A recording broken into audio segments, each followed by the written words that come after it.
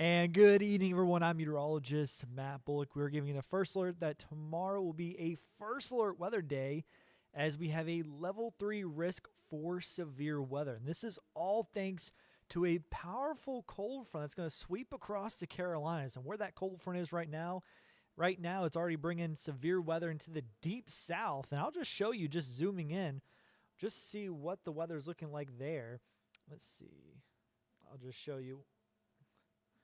You can see this line of shower and storms bringing severe thunderstorm warnings, even a couple tornado warnings just east of Hattiesburg. Again, these showers and storms making its way into the Alabama-Mississippi state line. So again, if you are in western Alabama, again, that storm system is heading into your way, bringing those severe thunderstorm and even tornado warnings. So that's the same storm system that's coming into our direction as we head into tomorrow. Now, at the moment, we're seeing an increase in cloud cover, still seeing a little bit of smoke on the radar.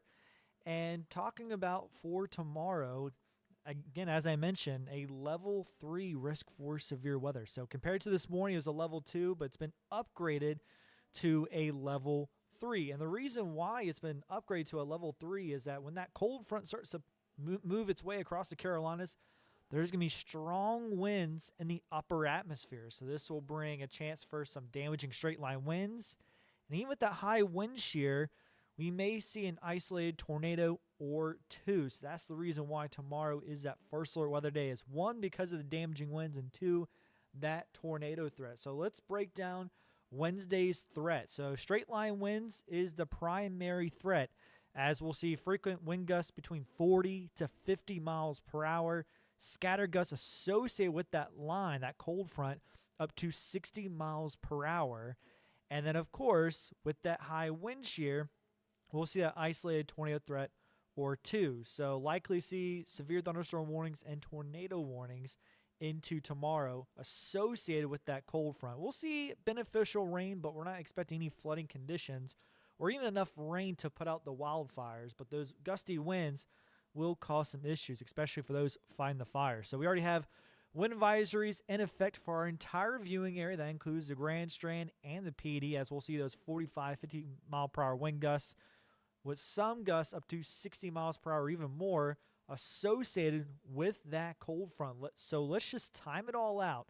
So look at our future radar with winds.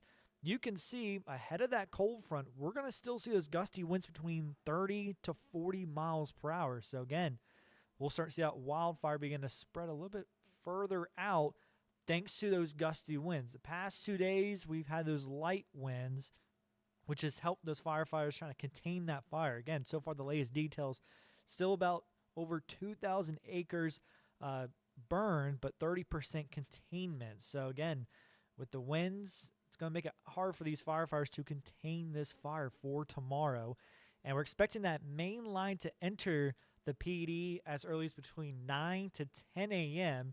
And that's where we're going to see the gustiest winds. You can see it by 10 a.m. entering the PD. And then by noon to 1 o'clock, we'll start to see that line of showers and storms making its way into Horry and Georgetown County, right over those areas, dealing with those wildfires. And with that line, that's where we'll see that damaging straight line winds and also that isolated tornado threat. Those storms will quickly move out of our area as we into the afternoon, 2, 3 o'clock, pushing into eastern North Carolina, then offshore. But we're still going to remain breezy throughout the afternoon with those winds gusting as high as 30 miles per hour for Wednesday afternoon. So as we talk about rainfall, we're really not expecting that much to put out that fire. Models are anticipating about a half an inch to an inch of rainfall. Fingers crossed that we'll get that inch right over into Carolina forest. Again, the rain won't last too long, about 1-2 hours. Most of it will run off. But think of this. You know, as a kid, you have a little bonfire in your backyard, and anytime you want to put the fire out, maybe you're going to bed, you get a bucket of water, you dump it over the bonfire. What happens to that? I mean, basically, we start to see that smoke. And basically, that's pretty much what the storm system is going to do. It's going to bring a little bit more smoke as we head into Thursday and Friday. Those winds will start to shift out from the south, and I'll start to break down what that means for those wildfire conditions for tomorrow. So with the wildfire conditions we're still battling, again, as I mentioned, over that Carolina forest fire on Coventry Drive, about 2,000 acres burned, and with that 30% containment. And with those gusty winds, it's going to make fighting these fires a little bit more difficult. Winds starting to pick up this evening up to 20 miles per hour and push that smoke further inland, into Nixonville. And then as we head into tomorrow, we're going to continue to see those winds start to pick up between 30 to 40 miles per hour. So again, this will start to push that smoke and wildfire to spread a little bit more north.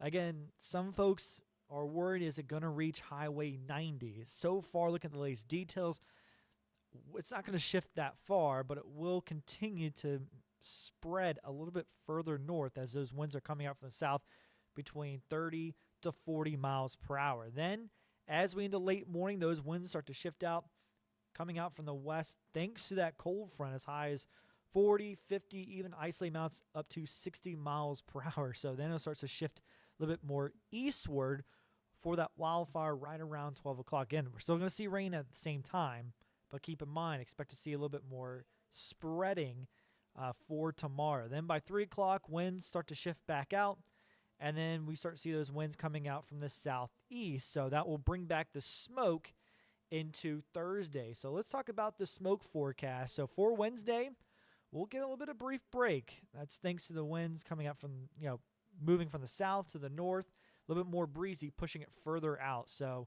we're not expecting to see that super fog that we saw the past 2 mornings, but as those winds start to shift back out into Thursday, we'll start to see that patchy smoke come back, and then that super smoke returning as we head into Friday. And then, as we talk about those rain chances, even though we're not going to see too much of rainfall, still beneficial, we'll have another round of rain, so keep your fingers crossed to get a nice little soaking rain. To get out of these drought conditions, we're going to need several soaking storm systems to get us out of the drought. It's going to take some time to get us out of those dry conditions. So we'll get another round of rain showers as we head into Saturday night into Sunday. And I'll show you kind of like one of the model runs for storm system number 2. No severe weather is expected for the weekend rain, but expect to see the best chance of rain arriving late into Saturday and then into Sunday. So again, something that's definitely needed for our area. So for tonight, we'll see mostly cloudy skies, temperatures falling down to the upper 50s, low 60s, winds still a little bit breezy coming out from the south-southeast around 14 to 20 miles per hour. And then for tomorrow, again, still seeing those gusty winds at 7 a.m., but the best bet for severe weather will be arriving late morning, early afternoon. Again, the best time looks to be 9, 10 a.m. to enter the PD, and then entering the Grand Strand by about noon to 1 o'clock. And then by early afternoon, severe weather threat has ended, but still remaining breezy. So for tomorrow, make sure you download that WMBF First Alert weather app so you'll be weather aware when severe weather is coming your way. Looking at your 7-day Grand Strand forecast, we'll see temperatures a little bit cooler, 50s for Thursday and Friday. And the reason why we'll see that chance for that thick smoke again is as we into Friday morning, we'll see those temperatures dropping right back down to the upper 30s. So that temperature inversion, plus with that smoke, we'll start to see that super fog into Friday morning, and then another chance for rain as we into Saturday night into Sunday. Then looking ahead, 10-day forecast, temperatures will remain above normal into the upper 60s to low 70s. So again, just 2 rainmakers will be in the forecast for at least the next 7 days. The best chance for severe weather, again, is tomorrow between about 9 a.m. to about 1 p.m. Again, the main threat is those damaging winds, that isolated tornado threat. So be sure to download the WMBF First Alert weather app for the latest details, or you can tune in tonight at WMBF News at 11. But until then, have a great rest of your Tuesday evening.